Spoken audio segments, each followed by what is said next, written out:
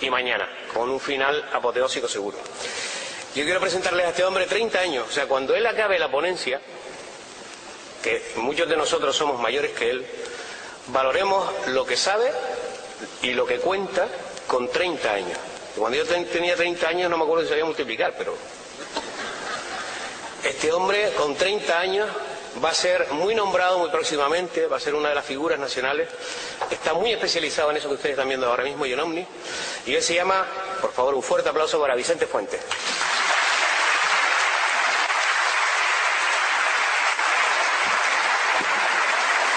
Vicente, llevo toda la mañana en el ostracismo, escondido ahí dentro, no me dejan salir a fumar, pero tu ponencia la quiero ver. Yo me voy a sentar en la fila 6, que es la nuestra, y quiero ver tu ponencia. Muy bien, muchas gracias.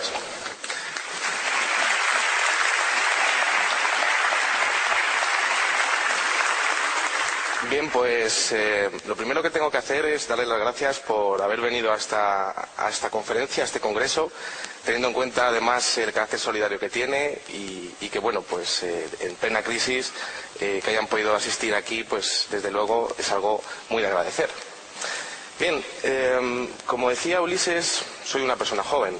He estado estudiando durante gran parte de mi vida ciencia y tecnología. Desde que yo era pequeño he tenido una gran vinculación con el tema del misterio, quizá por un caso que me pasó, un incidente que tuve con 12 años en Valencia, una luz que vi en el cielo y que yo jamás he podido llegar a explicar. Aquello me impresionó tanto que sentí la necesidad de empezar a leer sin parar libros y devoraba novelas y bueno, pues estudiaba muchas obras de, bueno, pues ponentes incluso que hay aquí, como, bueno, pues pueda ser Miguel Pedrero o Fran Contreras, que por cierto agradezco, bueno, aprovecho la oportunidad para decir que ha sido magnífica su ponencia sobre fantasmas. Y bueno, pues cuando yo iba avanzando en mi formación me fui encontrando con casos. La primera vez que tuve acceso a Internet con 14 años, empecé a buscar. Lo primero que hice en mi vida al entrar en Internet fue buscar fotografías de ovnis.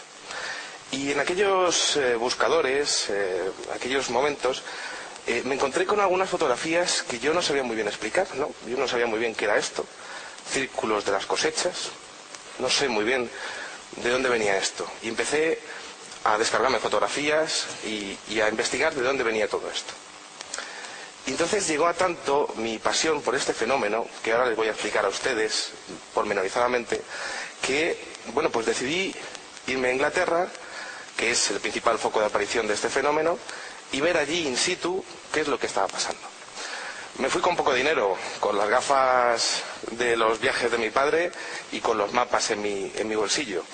Pero les aseguro que aquella experiencia, esa investigación de campo, te marca para toda la vida. Y no tengo ninguna duda de que volveré a investigar allí en Inglaterra todo lo que está pasando. Se piensa que el fenómeno de los círculos de las cosechas es una cosa moderna, es un fenómeno moderno, pero no es así. Ya tenemos algunas menciones en la India, en el siglo III, en Pakistán, en el siglo IV, y sobre todo en este país que les digo, Inglaterra, en el siglo XVII. Aquí tenemos a Robert Plot.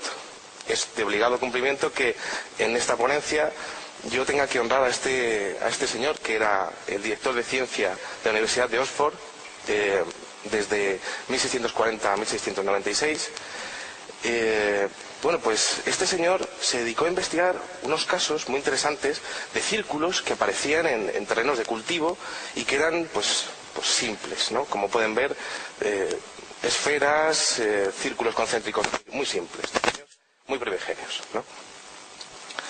Este señor llegó a la conclusión, después de haber investigado más de 50 casos en aquella comarca donde está Oxfordshire, que la teoría que tenía este señor era que tenía que ser un vórtice de viento que tenía una forma muy determinada para poder plasmar los diseños que se veían en el campo, pues de la manera en la que aparecían. Es decir, como una especie de remolino circular y dentro de ese remolino circular otro remolino rectangular. Esa era su explicación, no podía imaginarse otra cosa. Pero como veremos, esa teoría era imposible, era buena para la ciencia de aquella época, pero no es real. Y tenemos que viajar, la primera referencia que tenemos a nivel artístico, tenemos que viajar al año 1679 a Hertfordshire, que es una región que está muy cerca de Londres. En este legajo, en este pequeño periódico del siglo XVII, tenemos una mención que se llama The Mowing Devil, que es el diablo segador. Bueno, pues mostraba una noticia donde unos campesinos hablaban de que habían aparecido unas extrañas marcas en sus cosechas y que no había ningún tipo de hombre que fuese capaz de doblar las plantas tal y como aparecían. Si se fijan en el detalle, también aparece el diablo segador, ¿no? Aparece la figura de un diablillo, pues como con una hoz, que está como doblando las plantas, ¿no? Claro, estamos en el siglo XVII. Cualquier cosa que sea completamente ajena a la realidad de aquel momento, pues tenía que ser obra del demonio, o obra de brujas o duendes, ¿no? Esa referencia quedó ahí para la historia. Tenemos que irnos al año 1677, el libro Matus Liber, donde se hablaba básicamente de la alquimia, ¿no? Numerosos tratados alquímicos y bueno, pues un pequeño conglomerado de artículos que retrataban la ciencia de su momento, ¿no? Una cosa muy interesante de Matus Liber es que en una de las páginas había una mención a unos círculos que aparecían también en los campos, en los sembrados, y era curioso porque daba la impresión de que era una especie de energía que venía del cielo y que no era ni el sol, que lo tenemos allí a la derecha, ni la luna, que la tenemos allí a la izquierda, ¿no? No era algo que podríamos decir natural, no era algo astronómico. Bien, la siguiente mención aparece en el año 1792, en el Semanal de los Caballeros. Los ingleses son muy buenos poniendo nombres normalmente, el Semanal de los Caballeros, el Diablo Segador, y los anillos circulares de fantasía, los Fiery Rings Circles. Bien, esto era pues una especie de el Hola o el Semana de aquel momento, ¿no? Una revista donde explicaba pues todo lo que pasaba en la sociedad de aquel entonces. Y resulta que en una de las páginas, en marzo de 1792, hablaban de unas menciones de unos campesinos que hablaban también de anillos circulares que estaban apareciendo misteriosamente en sus campos, ¿no? Posteriormente la Royal Society también investigó el tema en el año 1850 y hablaba de que se producían crecimiento de hongos alrededor de esos círculos, como si el terreno se quedase afectado después de la aparición de estas figuras. Tenemos que dirigir nuestra atención al condado de Wiltshire, Inglaterra, donde podemos ver el suroeste de Inglaterra. Más o menos el 78% de los círculos del maíz que aparecen en Inglaterra aparecen allí. Y de hecho, a nivel mundial tenemos más de 35 países donde aparece este fenómeno. Pero curiosamente, el 85% de los casos son en territorio inglés. ¿Por qué aparecen estos círculos solamente en Gran Bretaña, en Inglaterra? Yo en esta ponencia les voy a hacer muchas preguntas y sí que quiero decirles que este fenómeno es muy personal. Les voy a hacer preguntas y las van a pensar ustedes, van a tener su propia respuesta. Van a ver los diseños y seguramente esos diseños les creen a ustedes algún tipo de sensación o emoción. Este fenómeno es muy personal, va para cada uno de ustedes y está apareciendo sin parar desde los años 70, que es lo que podríamos considerar la etapa moderna del fenómeno. Como decíamos, desde 1970 a 1985 empiezan a aparecer estas figuras, estos círculos simples, pues como podemos ver, con poca complejidad. A partir de 1985, todo este fenómeno empieza a explotar. Como podemos ver, parece una especie de lenguaje que va poco a poco explicándose. líneas que conectan con puntos, que conectan con circunferencias. Parece un abecedario, realmente, ¿no? Pero si nosotros hiciésemos una analogía con los egipcios, nosotros, bueno, pues para descifrar los jeroglíficos egipcios necesitábamos una piedra roseta, donde había los jeroglíficos egipcios y una escritura en arameo y en griego. Pero con los círculos del maíz no tenemos una piedra roseta, no sabemos exactamente qué puede ser. Y es labor de los investigadores intentar descubrir qué hay detrás de cada uno de estos diseños. Estamos en el año 1990, el fenómeno está, como pueden ver ustedes, y a partir del año 1990 comienza a haber contenido dentro de los círculos del maíz. Empezamos a ver diseños que empiezan a tocar temas tridimensionales. Empezamos a ver sistemas planetarios. Empezamos a ver flores, unas menciones que son como mensajes universales, ¿no? Empezamos a ver que el fenómeno empieza a expandir sus formas y empiezan a aparecer triángulos y cuadrados. Todo esto es muy interesante. Pero, ¿qué son los círculos del maíz? Los círculos del maíz, una de las mejores muestras que podemos hablar de este tema, es este círculo que aparece el 18 de julio del año 2000 en Avebury. Perfecto, colosal. No era muy grande, aunque luego hablaremos de los diámetros de este fenómeno, que podríamos hablar de desde los 40 metros hasta los 500 o 600 metros, que es como poner 6 veces el Estadio Santiago Bernabéu uno detrás de otro. Por supuesto, esto está abierto a interpretaciones, ¿no? Pero fíjense la complejidad que tiene este diseño solamente para concebirlo en un papel, ¿no? ¿Y qué tipo de mensaje puede tener? Lo vamos a ver.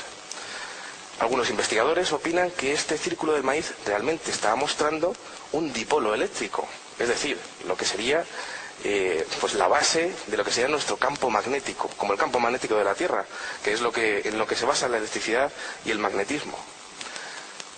Este círculo del maíz estaba mostrando de una manera geométrica un diseño de un campo magnético, de un dipolo. Si nosotros ponemos un imán y ponemos virutas de hierro, esas virutas de hierro empiezan a orientarse tal y como aparecen en estos círculos del maíz. Una cosa muy curiosa, y desde luego a nivel de concebir. Vamos adelante, y nos vamos a Budbruk, al 18 de agosto del año 2000. 75 espirales logarítmicas hacia un lado y hacia otro. Ni un solo error en el diseño. Normalmente los círculos de las cosechas auténticos son plasmados de una sola vez, como si hubiesen gigantes con matasellos a nivel energético que plasmase esas figuras sin un solo error. Como podemos ver, el detalle, esos puntitos que vemos ahí en el centro son personas. Son personas. Para que veamos un poco el diámetro de lo que estamos hablando. Bien, muchas veces yo como investigador siempre he pensado, digo, no puede ser esto, tiene que ser un fraude, es imposible que esto sea así. Y entonces, bueno, pues como ingeniero empecé a desarrollar diferentes herramientas para investigarlo, ¿no? Una de ellas era el dibujo técnico. Cogí programas de dibujo técnico como el AutoCAD y empecé a intentar reproducir yo las figuras. Y aquello era una auténtica odisea. Yo tardé más de una semana en poder hacer esto, tal y como venía plasmado en el Coca-Cola. Tuvo que ser plasmado por la noche, es decir, sin luz. El 99% de los círculos del maíz auténticos aparecen de la noche a la mañana. Y claro, eso significa que la inteligencia que está detrás de esto, o aquel ser que esté haciendo todo esto, no tiene la posibilidad de poder ver el resultado hasta la mañana siguiente. Y es curioso porque no hay modificaciones, como les he dicho antes, está plasmado de una sola vez. Bien, un detalle más para que puedan ver el diseño de lo que puede ser, bueno, la concepción de este círculo del maíz, haciendo un enfoque en el centro de la figura. Bien, estos diseños se pueden ver desde el espacio. Es muy curioso. Uno, por ejemplo, a través de Google Maps puede acceder a círculos del maíz que han ido apareciendo a lo largo del tiempo y que los satélites llegan a fotografiarlos. Pero sin duda, quizá la característica más importante del fenómeno es la belleza, la percepción y armonía que tienen las figuras.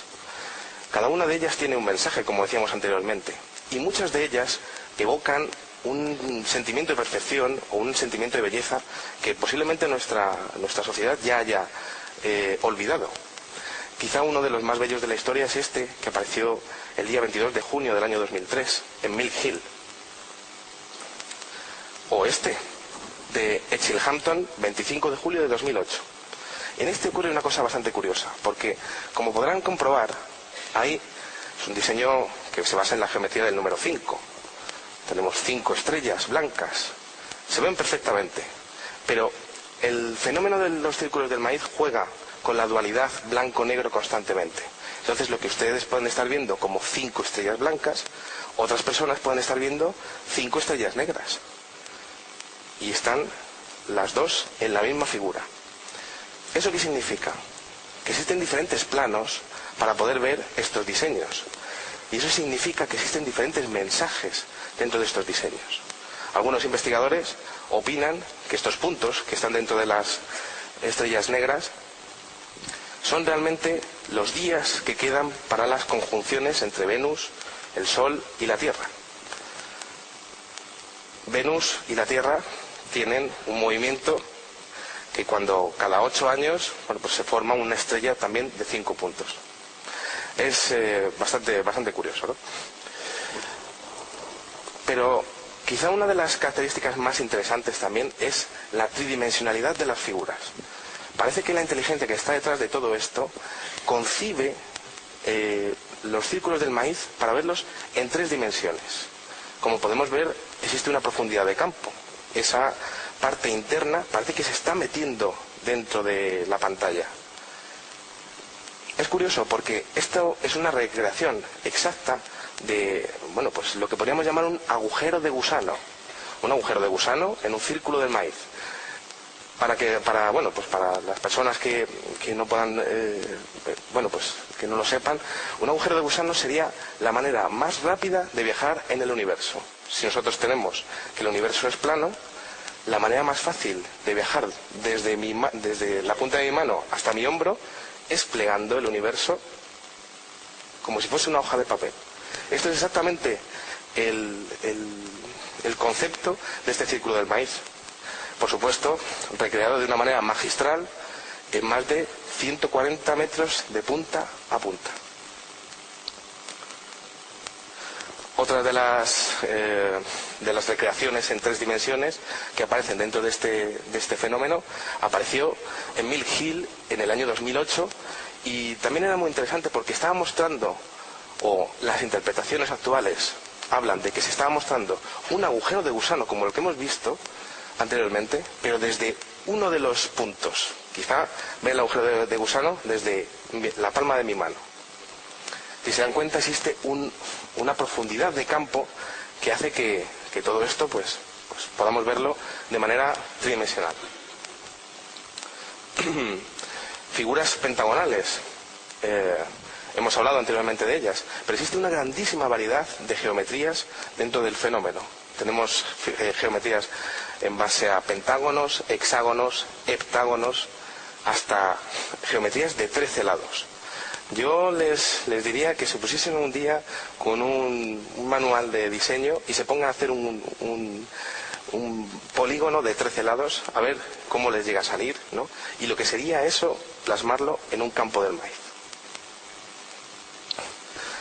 Y mensajes. Una de las categorías, porque esto realmente funciona por categorías o secciones, una de las categorías más extraordinarias de este fenómeno son los mensajes en código binario.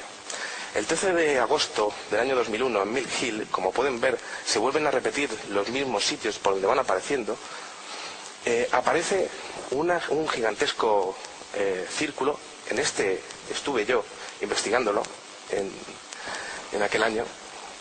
Y como pueden ver, es como una especie de ficha del Trivial, ¿no? Con quesitos, ¿no? Un quesito y, de diferentes secciones, ¿no? En estas diferentes secciones hay diferentes alturas. Se llegó a decodificar que esas alturas que podemos ver allí arriba a la izquierda, los segmentos que van a la izquierda o los segmentos que van a la derecha, realmente representaban ceros y unos. ¿Qué es lo que estaba representando todo aquello? Pues la ecuación de Euler, e elevado a pi más 1, es igual a 0. Esto, que les puede sonar a chino, pues es realmente la ecuación donde se comprime todo el universo. El número e es la base de los logaritmos. El número i, números imaginarios. Pi aparece en las circunferencias. Y el 1 y el 0 es la base de los números binarios y, por tanto, de la informática. Una ecuación donde se refleja todo el universo entero, reflejado en un círculo del maíz, en un campo de guisantes. Y esto es curioso, porque normalmente se habla de círculos de trigo y círculos de maíz, pero también se han visto en cultivos de arroz, cultivos de cebada o cultivos de guisantes. Esas plantas de guisantes donde yo estuve son bastante fuertes y, como veremos a continuación, lo que les pasa a esas plantas es muy interesante. Otro de los códigos que aparecen en los círculos del maíz aparecieron en OR, 21 de junio del año 2010. Aquí también tenemos quesitos y aquí también tenemos alturas, pero esto era un poquito más fácil de decodificar. Teníamos realmente el número phi, 1.618033, con las diferentes alturas del diseño interior. Bien, el número phi aparece en la naturaleza pues por todos los lados, ¿no? Desde la espiral del caracol hasta la espiral de una galaxia, hasta la relación entre desde la muñeca a mi codo, que es proporcional en base a phi, a mi rodilla y mi cadera. Aparece constantemente en la naturaleza, en cientos y cientos de cosas. Un mensaje universal. ¿Quién es el que está detrás de un mensaje así y por qué quiere expresarle eso a la humanidad? Y más aún, algunos investigadores lo que hicieron fue ver aquello como una especie de mapa y empezaron a través de un mapa topográfico, empezaron a extender las líneas del diseño principal y se dieron cuenta de que esas líneas estaban marcando otras figuras de círculos del maíz situadas a kilómetros de distancia, exactamente en esa dirección, o incluso estaban orientadas en base al equinoccio y al solsticio, tal y como ocurre en numerosas construcciones megalíticas alrededor del mundo, como puedan ser las construcciones mayas, aztecas o egipcias. Como veíamos anteriormente, aquella figura estaba realmente apuntando, sin un solo metro de error de distancia, a diferentes círculos del maíz que aparecerían días después. ¿Quién es capaz de concebir un plan así? Y sobre todo, ¿por qué?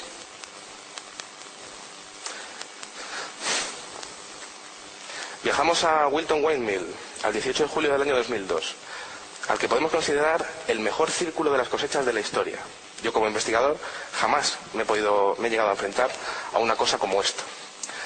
En base a una geometría de 16, son centenares de rombos perfectos, sin un solo error. Y además ocurrió una cosa bastante curiosa, y es que 3 días después apareció una zona de ese círculo del maíz que estaba doblada. Si se dan cuenta, arriba a la izquierda no había nada y ahora, bueno, pues está como doblados algunos de esos cuadros, ¿no? ¿Cuántos cuadros estaban doblados? Exactamente 28 cuadros. Claro, ¿qué tipo de mensaje puede haber ahí? Pues interpretaciones, siempre la suya, la primera, y luego otros investigadores, pues decimos nuestras propias teorías, ¿no? Por ejemplo, 28 es el número de días en los que se basaba el calendario lunar de la cultura celta que se asentaba en estas tierras de Inglaterra hace miles de años. O 28 días también es el ciclo menstrual de la mujer. Existen muchos mensajes asociados a muchas cifras de estos círculos del maíz. Pero desde luego siempre quedará para la historia el colosal diseño. Ahí podemos ver a este señor de aquí, que no puede ser mucho más alto que yo, para que se den cuenta y se hagan una idea de lo que estamos hablando. Bien, algunos diseños son fantásticos, como podrán ver, ¿no? Este es mi preferido. Mi preferido quizá por la simbología simétrica que tiene, ¿no? Y bueno, pues sobre todo por el volumen que parece que tienen cada uno de esos lados de esta preciosa flor, ¿no? Esos lados parece que se están doblando para adentro y para afuera. Están concebidos, como decíamos antes, en 3 dimensiones. Una flor, una galaxia, su propia interpretación. Pero quizá uno de las pruebas más interesantes, antes de entrar realmente a ver la botánica de las plantas, quizá una de las pruebas más interesantes del fenómeno sea esta figura que apareció en el año 2002 con una, como podemos ver, con una especie de cadena de ADN enroscada, ¿no? Bien, para hacer eso, un investigador inglés realizó una recreación informática de lo que tendría que haber hecho el creador de ese círculo del maíz para poder hacer este diseño.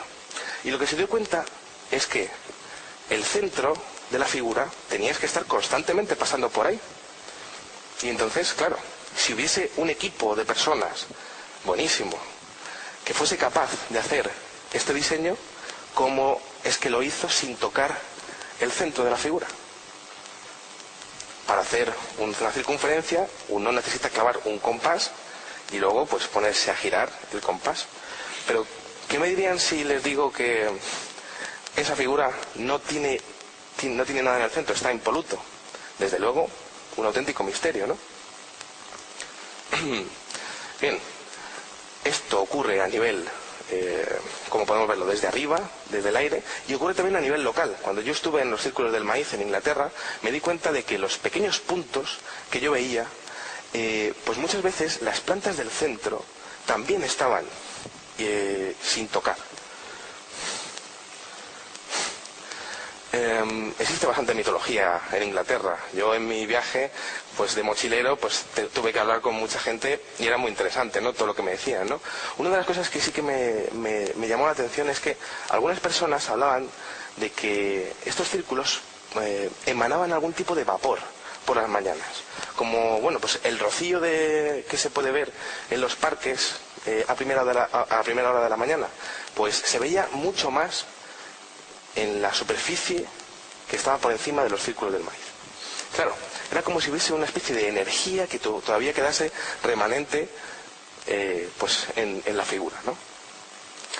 Esto fue captado en el año 1966 por una testigo, de la cual no puedo dar el nombre porque quiere mantenerse en el anonimato, y que, bueno, pues que asegura que, bueno, pues captó un momento donde acaba de producirse el círculo de maíz acá, pues unas horas antes o una hora antes incluso, y bueno, pues pudo captar un pequeño frente de vapor que salía del campo.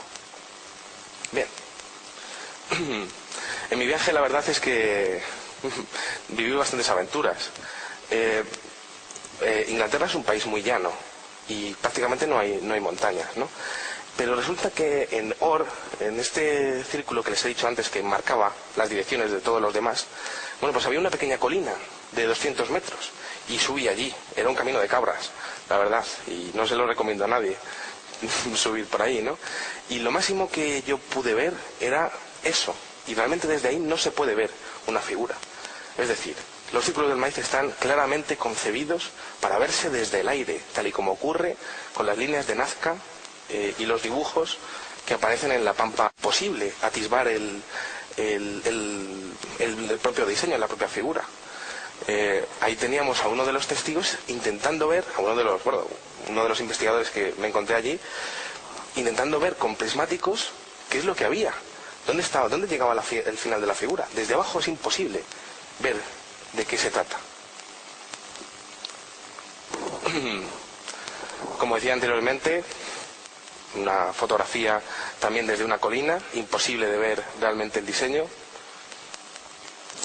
Y quizá uno de los detalles que más me interesaron a mí cuando estuve en Inglaterra, que es que las plantas están dobladas una encima de la otra. Claro, eso es un trabajo realmente de chinos, podríamos decir, ¿no?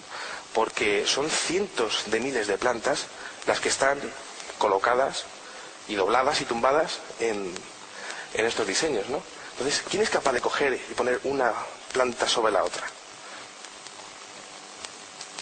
Más aún, ¿quién es capaz de hacer un círculo del maíz con una perspectiva de espiral?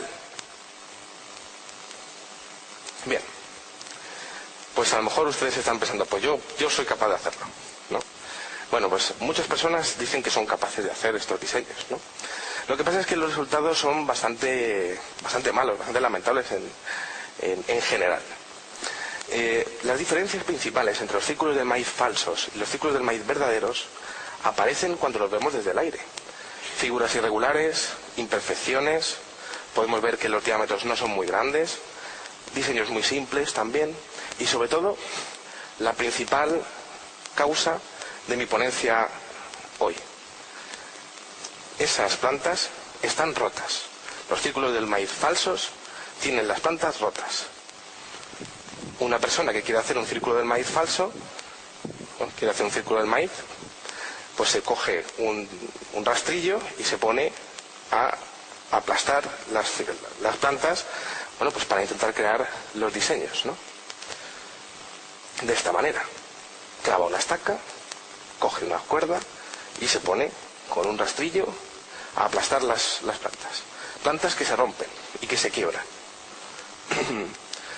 Sus resultados son bastante malos. Existen algunos grupos que son capaces de hacer algo un poco mejor, pero siempre se detectan rápidamente. Pero claro, luego llegamos a colosos como el de Mill Hill, 13 de agosto de 2001, 409 círculos, 65.593 metros cuadrados de superficie, 263 metros de diámetro, y esto no es lo mismo que esto. Un diseño absolutamente impresionante y que ocurrió un mes antes del atentado contra las Torres Gemelas de Nueva York. Algunos investigadores intentan relacionar ambos hechos, aunque las investigaciones todavía están en marcha. Entonces, ¿qué es un círculo del maíz? Pues un círculo del maíz es aquella figura donde en las plantas se produce este fenómeno que tenemos aquí. Un fenómeno en el cual no se rompe la planta, sino que el nodo, que es, bueno, pues ese pequeño abultamiento de la planta que hace que crezca en otra dirección, pues ese nodo se incrementa y se dobla a 90 grados. Esto es un proceso que naturalmente no ocurre, no existe en la naturaleza. Es un proceso que a nivel de botánica no funciona, no existe. Un fenómeno también que se ha relacionado con la radiación, es decir, la energía que podría estar ocasionando este fenómeno podría ser de radiación. Y yo esto lo pude comprobar in situ, porque resulta que cogí una de las plantas y empecé a pelarla. Empecé a quitar las partes externas. Y de repente me di cuenta que la planta estaba carbonizada por dentro. Exactamente igual que ocurre con las personas que están afectadas por accidentes de radiación como Chernóbil, por ejemplo, ¿no? Que estaban bien por fuera, pero por dentro pues estaban como carbonizados o irradiados. En el tema de las plantas de los círculos del maíz auténticos ocurre exactamente esto. ¿Eso qué significaría? Que esa energía sería capaz de afectar a cada una de las cientos de miles de plantas que vemos dobladas, y además con un hecho que sería único en la historia científica una vez más, que es que la planta se dobla justo a la altura límite para que pueda seguir viviendo. Es decir, si la planta se dobla 1 milímetro más para abajo, la planta ya no vuelve a crecer. Pero resulta que en cada una de las cientos de miles de plantas afectadas por esto, está doblado justo a la altura perfecta para que la planta al año siguiente pueda seguir viviendo. Desde luego, la inteligencia que está detrás de esto controla perfectamente este fenómeno de radiación y lo utiliza para poder doblar las plantas como hemos visto anteriormente. Más aún, aparecen dobleces en los nodos, en el primer nodo, en el segundo nodo y en el tercer nodo. Un pequeño zoom a esas figuras en lo que hemos visto que eran 90 grados, pero también hemos visto ángulos agudos dentro de estas plantas dobladas. E incluso más, se observa que cuando una persona coge una planta de fuera del círculo y una planta de dentro del círculo y las cultiva en la misma maceta, pues resulta que la planta de dentro del círculo crece hasta un 172% más que la otra, que estaba fuera. Es decir, las plantas quedan irradiadas o afectadas en ese proceso que ha habido de, bueno, pues de doblez para que aparezca en la figura. Pero claro, yo cuando estuve en Inglaterra, yo quería más. Yo la verdad es que soy una persona bastante dinámica y quería más pruebas, ¿no? Entonces, como les he dicho, yo estuve en ese, entre otros diseños, estuve en ese de allí, que eran plantas de guisantes, ¿no? Plantas de guisantes bastante grandes, con un grosor bastante fuerte. Y allí lo que ocurrió me dejó completamente anonadado, porque la planta estaba doblada desde dentro de la propia tierra. Tuve que desenterrar las plantas para darme cuenta de que estaba doblada la propia raíz y que la planta ya crecía doblada desde dentro de la tierra. Esto, desde luego, tampoco lo he visto en la historia de la botánica jamás en mi vida. Y no es una cuestión de buscar la luz. Muchas veces las plantas se buscan la vida para intentar captar la luz del sol. No. Aquello ocurría en base a aquella geometría que vemos allí, a la derecha. También vi, en mi recorrido por Inglaterra, que las espigas de maíz y de trigo quedaban también dobladas, ¿no? Es decir, puede ser que en base al propio diseño que se quiera concebir, pues se doblan pues unas plantas, unos tallos, unas raíces o unas espigas. Eso es criterio de la inteligencia que esté detrás de esto, que utiliza el campo como si fuese pues un lienzo, como si fuese un lienzo para poder pintar su propio mensaje. Esto es lo que hablábamos anteriormente de las plantas que crecían más en un sitio que en otro. Y un pequeño apunte de, pues tras haber pelado también algunas de las espigas, también aparecía carbonizadas algunas de ellas. Una cosa que era muy curiosa es que a nivel científico intentaré ser lo más fácil, explicarlo lo más fácil que se pueda, ¿no? Tiene que haber algo que haga que esa planta se doble, ¿no?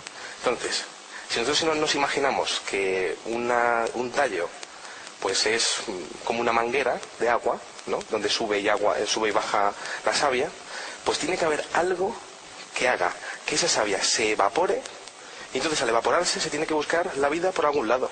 ¿Por dónde? Por el nodo que veíamos antes que se doblaba.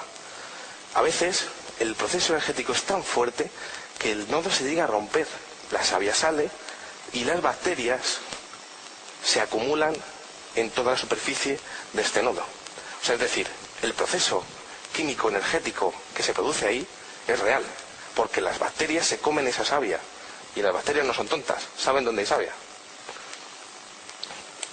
También cambios a nivel genético. La clorofila de las plantas también queda afectada tras la aparición de un círculo del maíz. E incluso abejas e insectos muertos. Se han dado casos donde, y yo mismo lo pude comprobar, abejas aparecen pues cauterizadas en las propias espigas, ¿no? Y si se dan cuenta, ocurre exactamente lo mismo. Por fuera están perfectamente, pero por dentro también, haciéndole una pequeña autopsia a esa abeja o a esa avispa, ¿no? Pues también aparecen carbonizadas por dentro. Y es curioso porque los insectos, en cuanto que notan cualquier cosa, se marchan, ¿no? ¿Eso qué nos puede indicar? Que el proceso en el que se produce ese doblez de plantas y esa implantación de la energía tiene que ser infinitesimal, tiene que ser rapidísimo, porque estos insectos, estas avispas, no les dio tiempo a salir volando. Y como hemos dicho anteriormente, la naturaleza no es tonta. Cuando se ve amenazada, se marcha, lo que sea.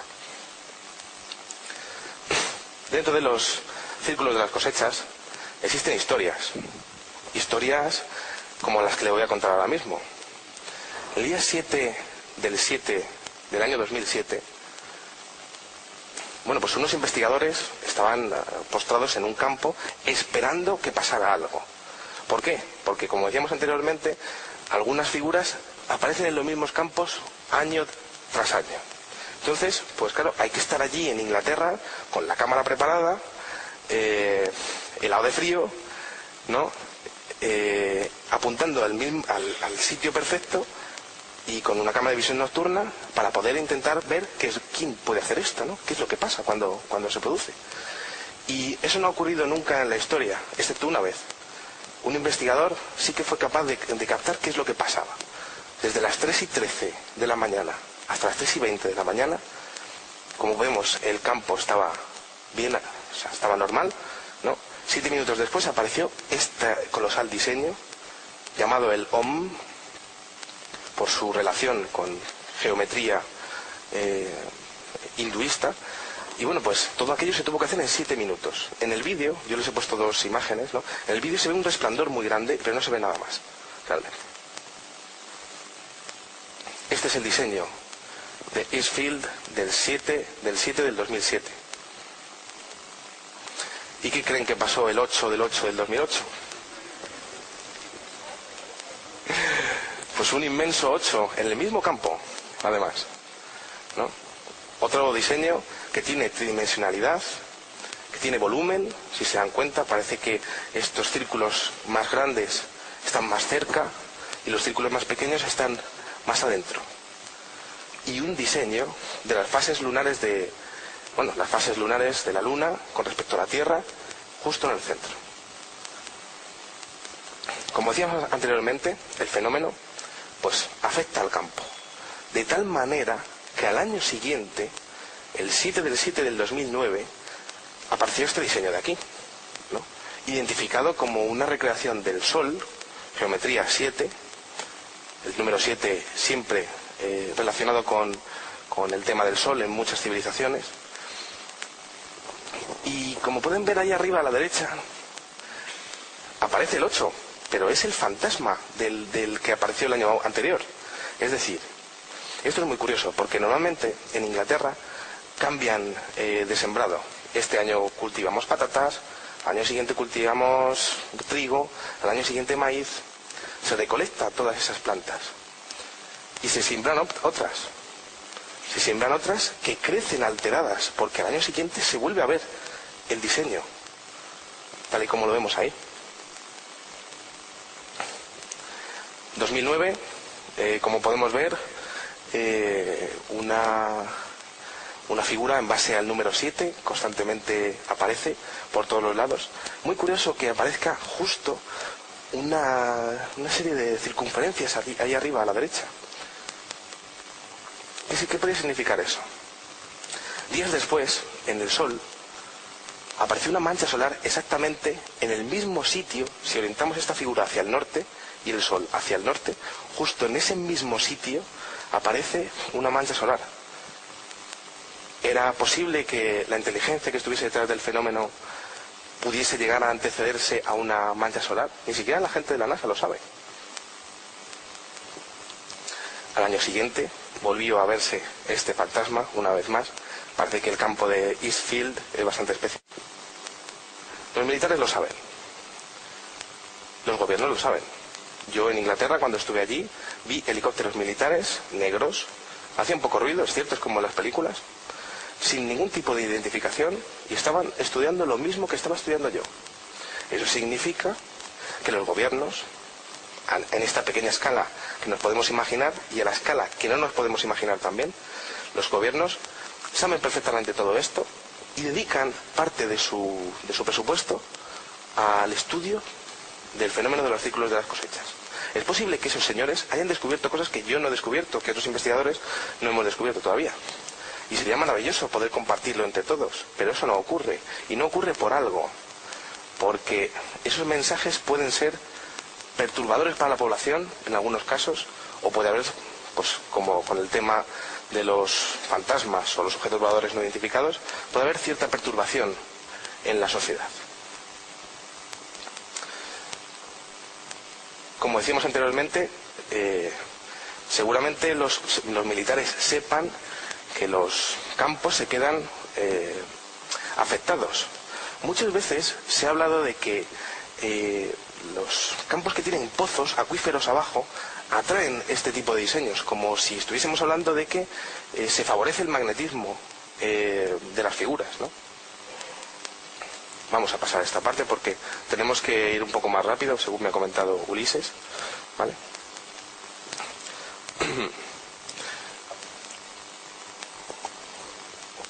Bien, círculos en el maíz y también círculos en la nieve.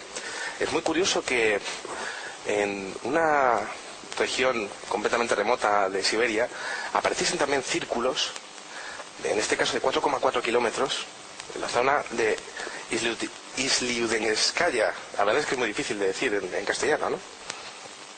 Una curiosidad. Hasta que de repente en Canadá ocurrió esto. En 2005, en Ontario, aparecieron también círculos en la nieve. No creo yo que haya personas que sean tan tontas de hacer un círculo del maíz en la nieve sabiendo que se van a caer cuando ocurra esto, ¿no? Bueno, esto más bien es una curiosidad de todo el fenómeno. Teorías. ¿Quién es capaz de hacer una cosa así? Quizá los tornados. Los tornados realmente se caracterizan porque tras su paso siempre se monta un gran caos, destrucción. No es posible aducir, como decía a lo mejor el señor Robert Plot al principio de la conferencia, ¿no? Bueno, pues que puedan ser tornados, todo esto.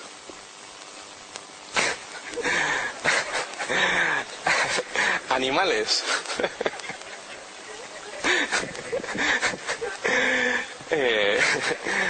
La agencia Reuters salió en el año 2005 hablando de que, bueno, pues una historia muy curiosa, ¿no? Unos canguros que después de haber estado en campos de opio, pues después para ir a reproducirse, pues bueno, pues hacían unas danzas muy curiosas circulares, ¿no? Y hacían estos círculos del maíz, ¿no? Yo no me imagino que este señor que tenemos aquí, por muchas ganas que tenga de acostarse con una cangura, pues monte un círculo del maíz, ¿no? Después de irse de opio, ¿no? La verdad es que no lo veo. Desde luego, muy curioso la agencia Reuters y los medios de comunicación lo que son capaces de inventarse para sacar noticias que un poco que oculten la realidad del fenómeno. Quizá una de las más interesantes teorías sea la teoría de Gaia. Desde la antigüedad, muchas civilizaciones han hablado de la existencia de las famosas líneas ley, como una especie de conciencia planetaria a partir de la cual sale la energía por determinados sitios del mundo. Esas líneas ley pasarían, por ejemplo, por el Escorial, pasarían por Nazca, por Machu Picchu, pasarían por Egipto, por la zona de las grandes pirámides, pasaría por Inglaterra. Es decir, como si las civilizaciones antiguas tuviesen el conocimiento de que había que construir lo más importante para ellos en esos sitios determinados. Como pasa una de estas líneas ley por Inglaterra, algunas teorías hablan de que es el propio espíritu de la Tierra, ¿no?, el que estaría hablando a través de la geometría de los círculos de las cosechas. Yo la verdad es que es una teoría para ustedes, como siempre, respetar su opinión y es la que vale finalmente, ¿no?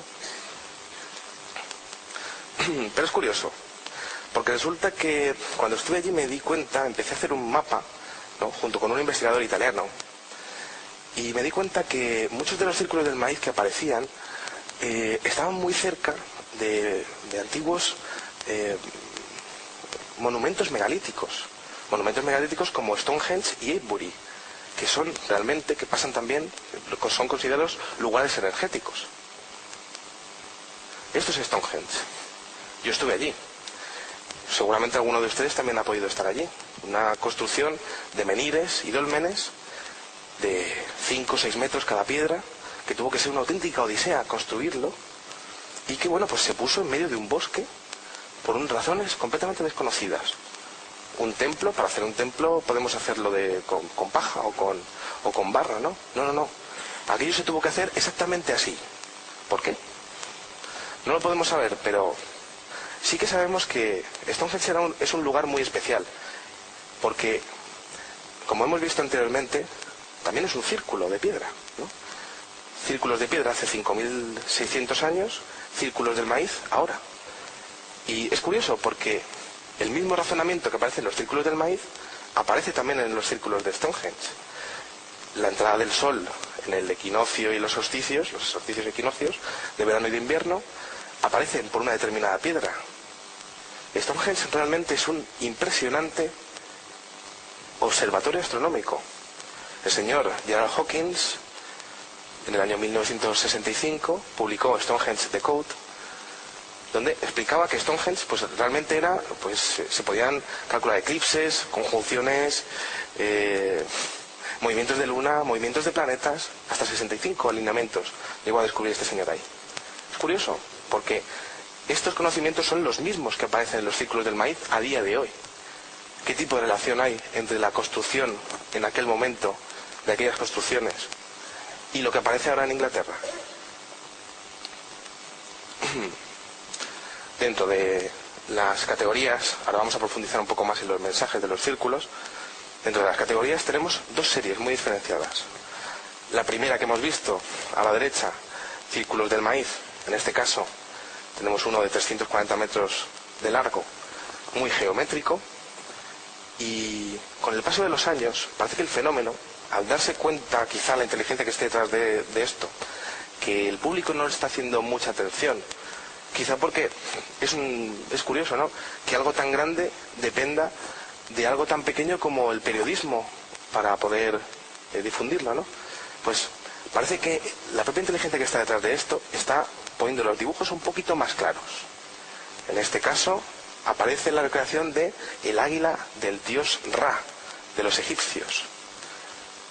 El dios Ra, que era identificado e interpretado como el sol. Claro, utilicemos simbología de la propia tierra para representar lo que me interesa, que en este caso sería el sol. Dentro de las categorías, como hemos dicho anteriormente, teníamos los mensajes, ¿no?, los códigos binarios. Muy curioso porque estamos hablando todo el rato de Inglaterra, pero es cierto que también aparecen en otros países. Por ejemplo, en Italia, en Poirino, Turín, apareció en el año 2010 esta figura que podemos ver aquí, una preciosa flor de 6 pétalos. Claro, aquello tenía trampa, no era exactamente una flor. Si podemos ver los círculos que hay en su interior, vemos que están separados por una línea y tenemos puntos a la izquierda y a la derecha. Esos puntos fueron interpretados, según lenguaje ASCII, como letras.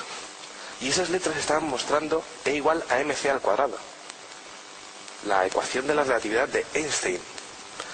Un mensaje sin duda muy curioso. Pero ¿qué tiene que ver ese mensaje con otros mensajes científicos? Aquí tenemos la famosa figura del átomo, que ha sido interpretado como el fullereno C60, que puede revolucionar la informática de aquí a 100 años. ¿Qué tipo de mensaje hay detrás de esto? ¿Es posible que la inteligencia que esté detrás esté enseñándonos nuestro nuevo paso evolutivo? Advertencias. Es curioso que el fenómeno tan bonito utilice esa misma belleza para expresar ideas que quizás no sean muy positivas para nuestra sociedad. Como podemos ver aquí a la derecha, tenemos el símbolo de peligro biológico. Y aquí en esta figura, exactamente lo mismo, pero utilizando el número 5. Y también muy curioso porque en el interior de cada uno de esos círculos aparecen grecas que son simbología maya. Peligro biológico, 5, maya. El 21 de diciembre del año 2012 termina la quinta era de los mayas para comenzar la sexta.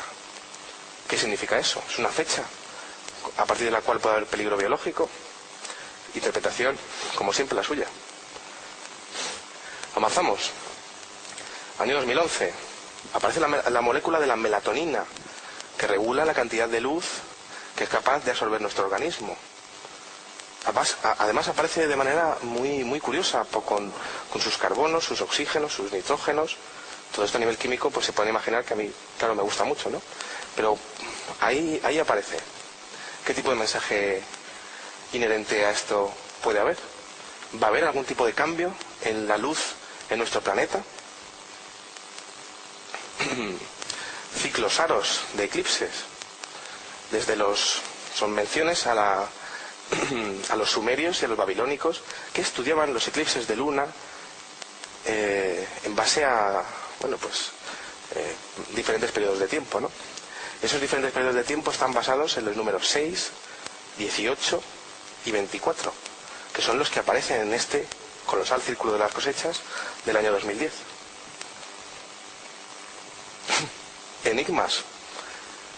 Enigmas interesantísimos, porque esta figura, por ejemplo, no se ha podido decodificar qué es lo que es, y eso pues también se lo quería mostrar a ustedes, ¿no? Que los investigadores todavía no sabemos exactamente qué es todo esto, ¿no? Hay algunos mensajes que no han sido decodificados.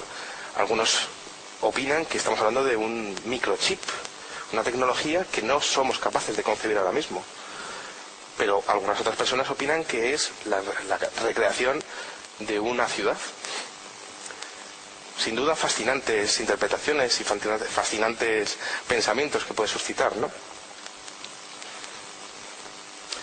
Una cosa muy curiosa también. Parece que algunos círculos del maíz van firmados, como si hubiese más de una inteligencia que estuviese detrás. Ahí tenemos esta figura mostrando pues exactamente lo que hace la Luna con respecto al movimiento sinusoidal en la Tierra, y aparecen dos puntos ahí que han sido identificados en más figuras, y son dos puntos que no deberían de estar ahí, no tienen nada que ver, ¿no? Es posible que exista más de un grupo o más de una inteligencia que esté detrás de todo esto. Naturaleza. Algunos diseños han sido interpretados como cantos a la naturaleza, ¿no? Mensajes muy positivos, en base a ecuaciones matemáticas, claro, ¿no? Pero sin duda mensajes muy armoniosos y muy positivos y muy bonitos, ¿no? También. Simbología maya. Los mayas aparecen de vez en cuando en los círculos del maíz. Es muy curioso porque los mayas contaban el tiempo de una manera perfecta. Podemos contar que los mayas medían el tiempo con la misma exactitud que lo hace ahora mismo la NASA, hasta 13 decimales. Sus tíos, desde luego, sin una sola calculadora, sabían lo que hacían con el tiempo. Como pueden ver aquí, líneas pequeñas y puntos encima. Algunos investigadores hablan de que estos son realmente números de la cultura maya. Es decir, es posible que estén dando fechas concretas que todavía no han sido descubiertas, pero que están ahí. El agujero de gusano que veíamos anteriormente ha sido bastante replicado en muchos años.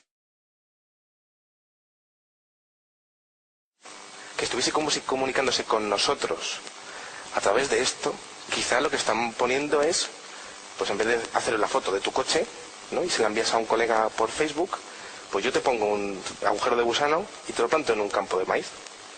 Sería una curiosidad, pero podría ser.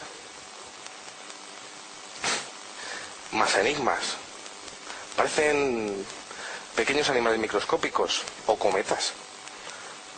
La verdad es que ya les digo que hay algunos círculos, por ejemplo el de 1994, que aún no se sabe realmente lo que son.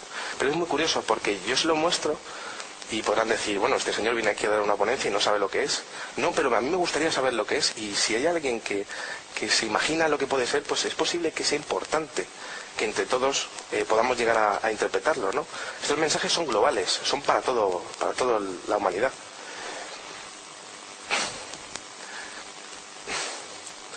Y mensajes pacifistas, utilizando la simbología que tenemos del yin y el yang, ¿no? Bueno, pues aparecen también círculos del maíz que, como hemos visto, con los años se van haciendo más claros, ¿no? mostrando ese tipo de dualidad, ¿no? El bien y el mal. Como si la inteligencia supiese realmente qué es el bien y qué es el mal, ¿no? Y por tanto podría llegar a juzgar lo que está bien y lo que está mal.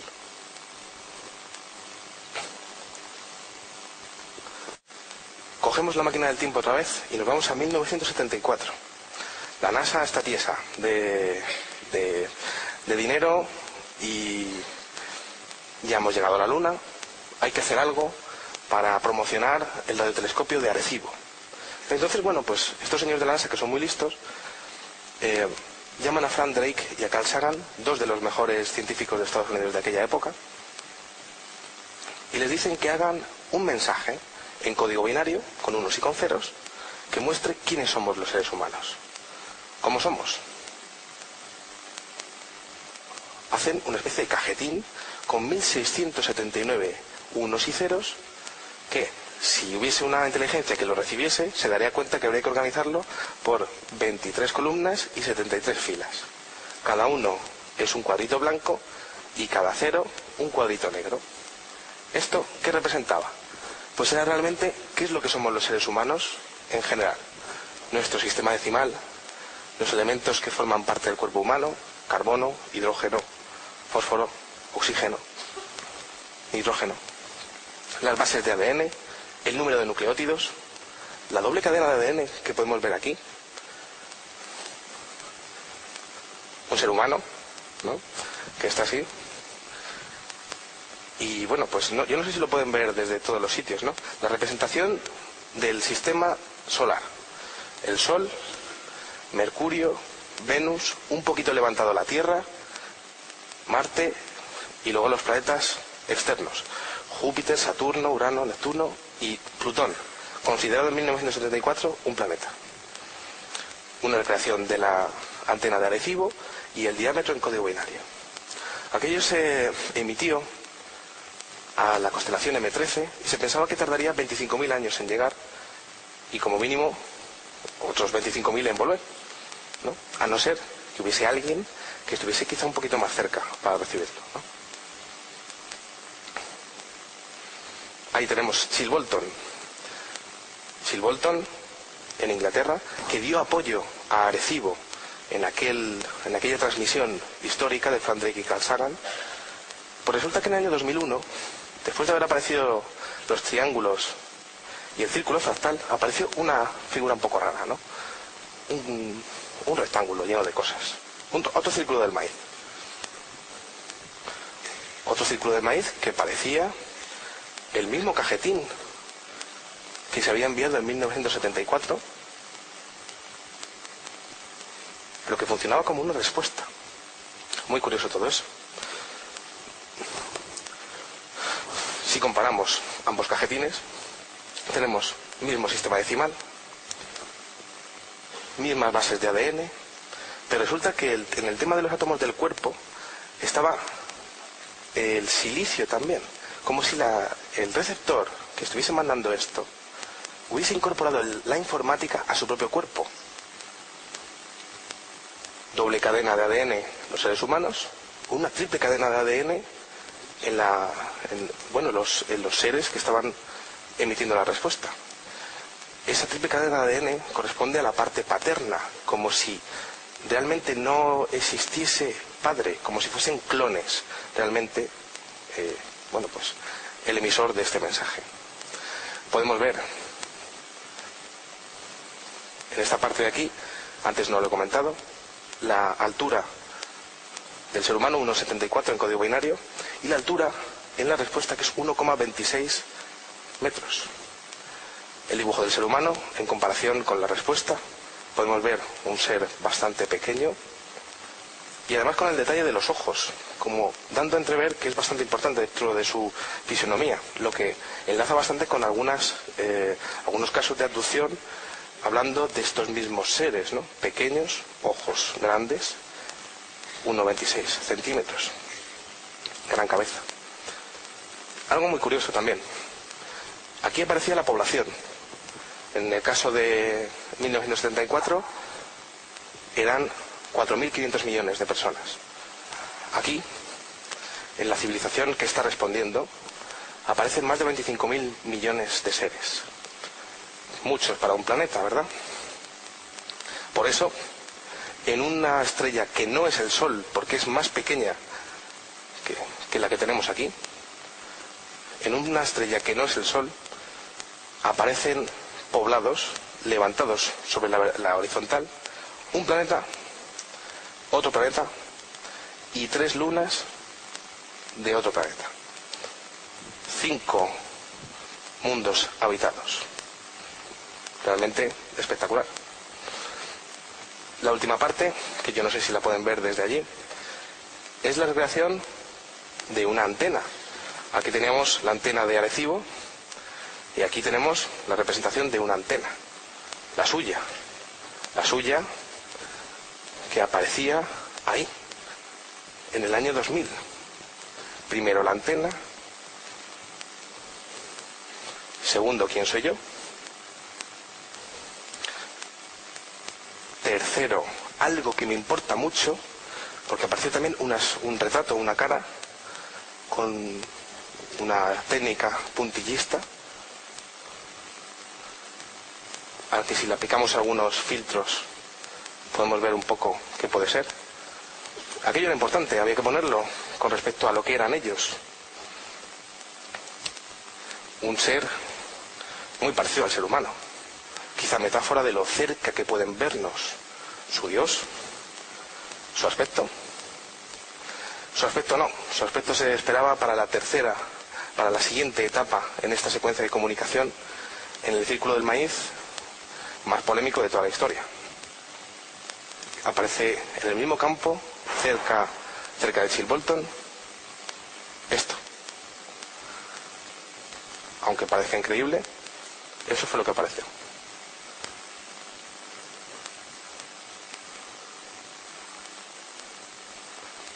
Un tamaño craneal muy fuerte, muy grande. Sombreado en la cara, gran tamaño de ojos, pupilas. Yo en el DNI no aparezco con gafas de sol. Parece que estos señores tampoco. Nariz y boca muy pequeñas.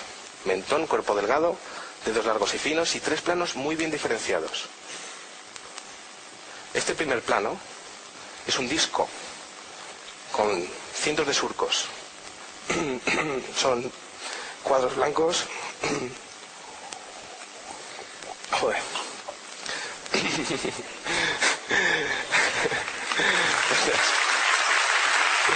Gracias.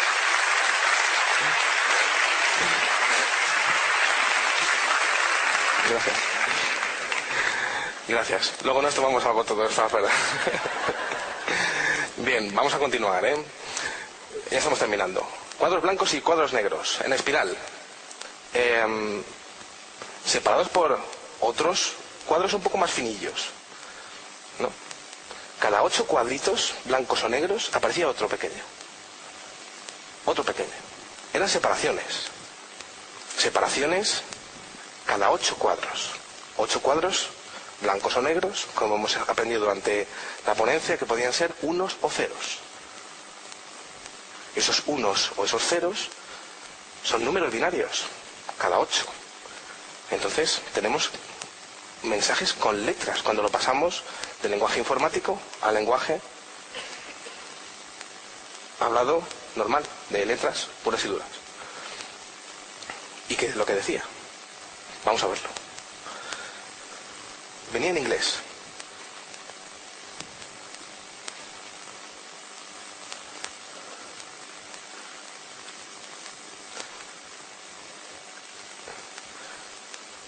Es un momento muy personal porque es un mensaje que yo realmente les puedo explicar mi versión, pero es una versión para ustedes.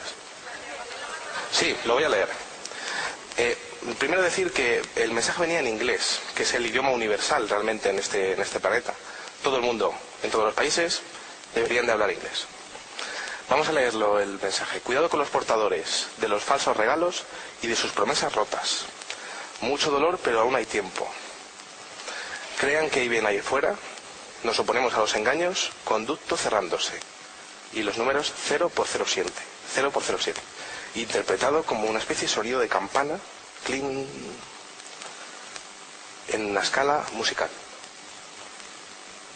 Así es como hay que ver el diseño, con un primer plano en alta definición, un segundo plano con el ser difuminado y un tercer plano que se ha interpretado como las 3 estrellas de Orión, porque su separación es exactamente idéntica a nivel en metros y en millones de kilómetros. Los mayas aparecen una vez tras otra y quizá, y ya estamos terminando, una de las máximas muestras del tema. Y miren que yo el tema de 2012 realmente no me creo absolutamente que vaya a pasar nada, ¿no? Pero sí es cierto que en el fenómeno aparecen una mención del 21 de diciembre de 2012 con los planetas colocados exactamente tal y como estarán en ese día. Y finalizamos, nos vamos a comer, y finalizamos con una última muestra del fenómeno, ¿no? Tenemos una estrella, una flor de 6 pétalos, preciosa, ¿no? Pero uno de los pétalos está metido para adentro. ¿Por qué? Pues yo no lo sé. Pero estos son los tipos de cosas que te hacen seguir investigando y que te lo encuentras y te levantan del sofá y te permiten hacer volar la imaginación, ¿no? Y salir un poco de tu vida. Nada más. Muchísimas gracias.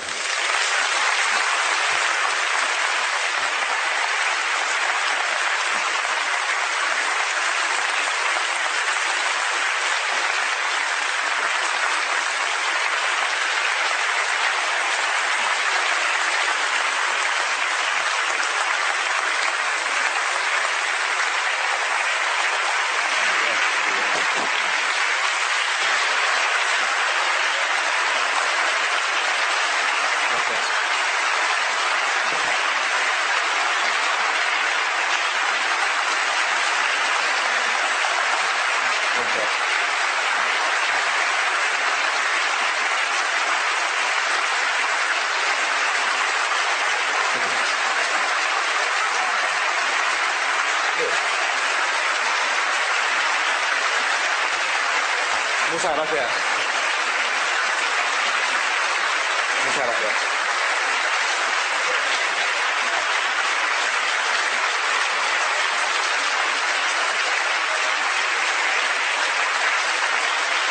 Muchas gracias.